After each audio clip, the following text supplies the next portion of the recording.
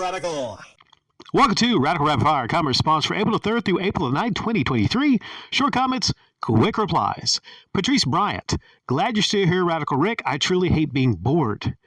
Well, I hate it when people are bored. Patrice Bryant, nobody wants you to be bored. And it makes me happy to know that my uploads, for a few minutes, take people's boredom away. It's good to know that. But you know, there's a lot of things you can do other than listening to me to not be bored. You can play video games, for one. You can watch movies. You can listen to music. You can go out and play some sports. I know a lot of people, they don't know how to go outside. They're hermits. They're clamped up in their basements. But you can go outside. You can play around. And speaking of playing around, you could, either with yourself or other people, you can take in the pleasures of the flesh, if you know what I mean. There's other things you can do other than listening to Radical Rick, but I appreciate you coming here and not being bored listening to me. Thank you. Shady Platinum says, I completely agree with you. Being so obsessed with people you supposedly hate isn't healthy behavior, and it leads down to a spiritual pit of depression. Keep being yourself and making the content you want to. This year, most specifically, and last year, just been continuing to make the content that I wanted to. Thing about YouTube is I never really worried about it, but people will always want things from you. They will request certain uploads from you, and you can't commentate on everything. So, I just pretty much talk about whatever I want to talk about. I create the content that I want to and what I'm happy with. I think a lot of people out there would prefer that I become obsessed with people, whether it be celebrities, YouTubers, more probably the latter. If I upload something about Puff Daddy and people want me to follow what's happening with Puff Daddy, if I'm not obsessed with that person, then I'm not going to. I'm really not obsessed with that much of anything, really. But I think what it is Shady, a lot of people, they want you to be miserable. They want you to be obsessed with things like YouTubers because weirdly they're miserable and they have no hobbies and they want you to be miserable also. You know what I mean? So I'm not going to bring myself to a level of misery and hatred and obsession because other people are. You get me? You get me. Twisted Society TV. Glad he hasn't spiraled into the Afro Gamer dude wormhole. I forget a lot about Afro Gamer, but I know he would come here a good bit, and we were on good terms. As far as I know, we were on good terms. I forget what ended up happening to him. I think it has something to do with maybe he stopped uploading because he was doxxed, I believe. And that's sad. But again, I can't keep up with everything. So I don't know what that wormhole is. Maybe somebody could enlighten me on what the Afro Gamer wormhole is. I'm not sure. I've heard of rabbit holes, wormholes, all kind of holes. It links back to the Patrice Bryant thing. If you want to stop from being bored, maybe, holes, all kind of holes, right? Patrice Bryant. Wait, same one. Damn it. There's an error in my comment clipping here. Apologies. User whatever the fuck that is. Almost 20 volumes of Naruto. I'd probably do about 120 on that. But it might be a tough sell since there's already existing manga box sets that are in print right now that will get you pretty much the entire run for way cheaper than the retail of each book. Well, when it comes to things like manga sets, I had 20 volumes of Naruto, and I sold it around for, what did I sell it for? Maybe, I want to say 70 to 80, but it was to a buddy vendor of mine. And yeah, maybe kind of low, I'm not sure, but I don't really regularly sell that stuff. So if it's going to be something I sell regularly, then okay, I'll want top dollar. But if it's some things I don't sell, like I sold some Columbia socks brand new for $5, not 10 today, because I don't regularly sell Columbia socks. Now, if it's video games, then I'm going to get top dollar for video games, Xbox, PlayStation stuff, because that's something I sell normally.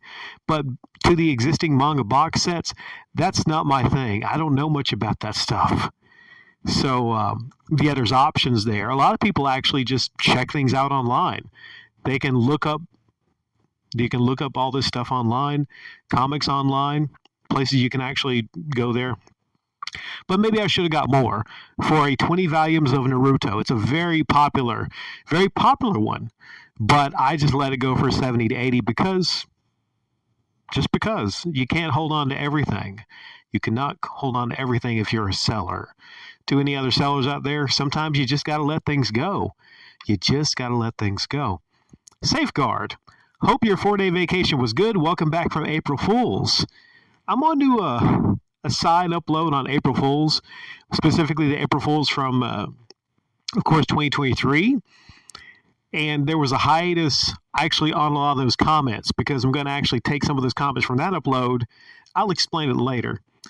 But yeah, what I did was I took a 4-day vacation. I could have uploaded, but I specifically did not upload for 4 days after my April Fools, basically talking about how I was going to leave YouTube to really kind of nail it. So my April Fools from 2023 was done spectacularly the way it was set up. It worked a little too well. And for those people that were thinking, that's just an April Fool's joke, he's not leaving YouTube, I didn't upload for 4 days after that to just kind of nail it and take it home. I forget what the upload was after that and everything, but some people called me out and said, "Oh, Rick, you lied about leaving." It's April Fools. You're supposed to lie on April Fools. The biggest the lie, the more believable the lie, the better on April Fools. It's the one day of the year you are allowed to lie, whether it's YouTube or anywhere else. Kind of like The Purge. Well, maybe nothing quite like The Purge at all. Red Stress 97, welcome back. Laugh out loud. For your information, Smash JT was really thinking you left for good. Check his latest video. Okay, let me go. Wait a second. It's been a year and a half. I think he's probably uploaded more, so I would be scrolling a lot for the last year and a half. I mean, Red, if it were Alpha Mega Sin uploading, then I could go right to his channel and I could check his latest video, because the latest video would be a year or two ago. But no, Smash uploads quite a bit, so there's no way I could find that. And I don't think I got around to seeing it last year. But if him or anyone else, any other creator, uploaded talking about me leaving YouTube, I don't fault them. I still am going to call them April Fools, though, because I fooled them. I fooled them, but I don't fault them, because I fooled a lot of people the way it was constructed. Now, could I do it again? Could I fool people again the same way? No. Unless it's someone that basically never come around since last year. But that's kind of like a one deal thing. I can only do that fooling on the April Fools one time. But, yeah. I can't check the latest video because it's been a year and a half. Place your bets. When will I catch up on any of these comment response shows? I wouldn't bet a lot of money. McLovin, 2007.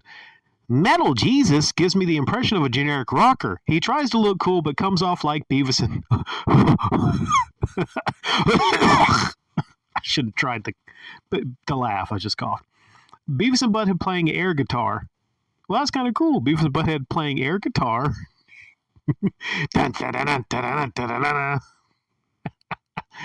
Generic rocker. What's the definition of generic rocker or generic rock?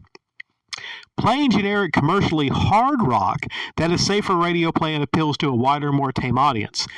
It does not really adhere to the spirit of rock and roll. It seems more like a money-making ploy than about the... Well, when it comes to money-making ploy, that fits the definition of Metal Jesus, the Basement League scam, the bus tour, the Legend of the Bird King, whatever the fuck it was called, the scams. Yeah, money-making ploys. There you go. But that's just on YouTube. You're talking about generic rock and how he seems like a generic rocker. Well, I got to be honest here. I've looked up. I typed into the Googles Metal Jesus' favorite albums, and he likes some good albums. What does he like here? What's his top five? This is top five albums of all time. Dream Theater, Images and Words, Opeth, Blackwater Park, Metallica, Master of Puppets, but then again, who doesn't like Master of Puppets? Alice in Chains, Dirt, and yes, Welcome to Sky Valley. It's not a bad list. I guess when it comes to just him, though, if you saw him out somewhere, he'd be the last person you would think would be like a hard rockin' kind of guy. But I could see, generic rock, right? If you just kind of see him out somewhere, he just doesn't seem like that metalhead. But I don't, know that he needs to be a certain kind of person to like metal music. He could have good music taste, and it seems like he has pretty okay music taste. I just don't see him heading a heavy metal band anytime soon, right? So when it comes to generic rock, I think about like Nickelback.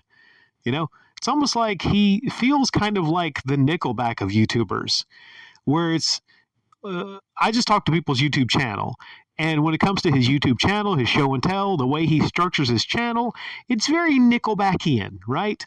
It's very digestible content. It's just very plain Janey. There's nothing about him or his channel that really sticks out.